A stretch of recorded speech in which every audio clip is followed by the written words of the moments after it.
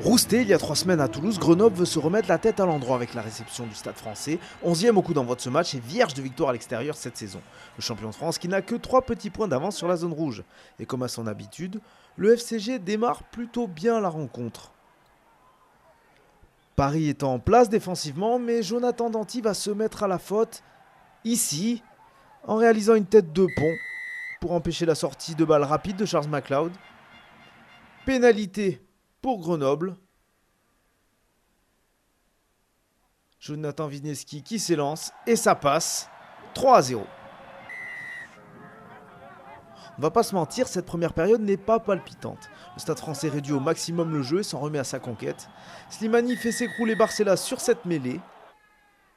Pénalité pour le Stade français. Jules Buisson a la balle de l'égalisation au bout des pieds. Il ne la manque pas. 3 partout. Cette première période est fermée, mais prend une autre tournure à la demi-heure de jeu avec cette touche grenobloise à 5 mètres de l'embut des Parisiens. L'Australien Peter Kimlin se faufile dans la forêt de joueurs et aplati à bout de bras. Premier essai de ce match, alors que les Parisiens étaient à 14. Alexandre Flancard avait pris un carton jaune. La transformation est manquée par Jonathan Wisniewski. L'ouvreur grenoblois n'est pas en réussite dans ce match au pied, à l'inverse de Jules Buisson, qui enquille 2 pénalités avant la pause. 11-9, c'est le score à la mi-temps. Et on peut dire que le champion de France s'en sort plutôt bien. Mais on l'a dit, si le Stade français n'est pas brillant, il est solide sur ses fondamentaux. Il obtient une pénalité sur cette mêlée au centre du terrain.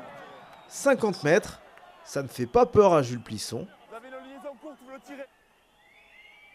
qui s'élance et trouve encore le cadre une 4e fois. Il permet à son équipe de passer en tête pour la première fois du match. 11-12, puis rapidement 11-15 après une nouvelle réussite au pied de Jules Buisson. Grenoble sent le match lui échapper, mais va avoir l'occasion de se relancer avec ce plaquage cathédral de Jonathan Danty sur Nigel Hunt. Simple pénalité, le Parisien s'en sort bien, mais il coûte 3 points à son équipe, 14-15.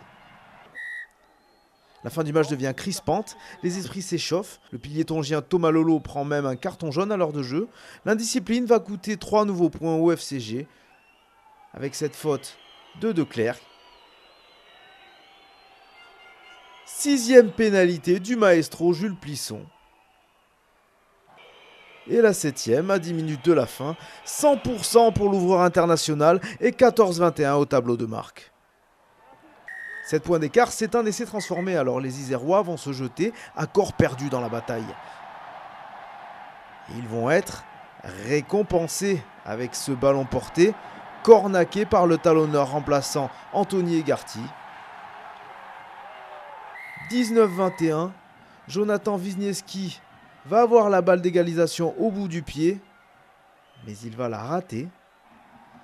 Les Mammouths vont pousser jusqu'au bout, mais Julien Thomas réussit le geste juste en grattant le ballon. 19-21, score final, première victoire du Stade français hors de ses bases et 2e succès d'affilée en top 14 pour le champion de France. Fabrice Landreau fait la moue, son équipe perd une belle occasion de creuser l'écart sur la zone rouge.